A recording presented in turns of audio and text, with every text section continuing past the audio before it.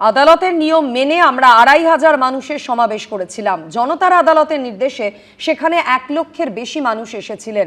আমাদের কর্মীরা যাতে আসতে না পারে বিজেপি তার সব ব্যবস্থা করেছিল। ঘণ্টাখানেক সঙ্গে সমান অনুষ্ঠানে এসে গতকাল এই অভিযোগ করেন তৃণমূলের প্রতিনিধি অনির্বাণ বন্দ্যোপাধ্যায়।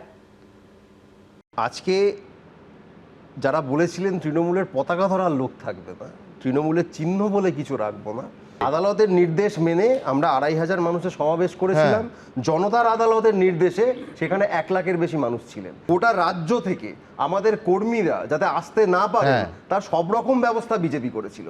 ৩০ বছর ধরে এই ইস্যুটাকে বাঁচিয়ে রেখেছি, বাঁচিয়ে রেখে আমি সেই মঞ্চের উপর থেকে যারা গুলি চালিয়েছিল, যাদের সরকার গুলি চালিয়েছিল তাদেরই জোটে রাখছি।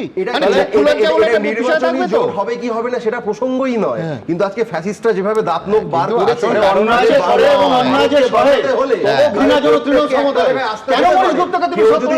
আমি আসবো না,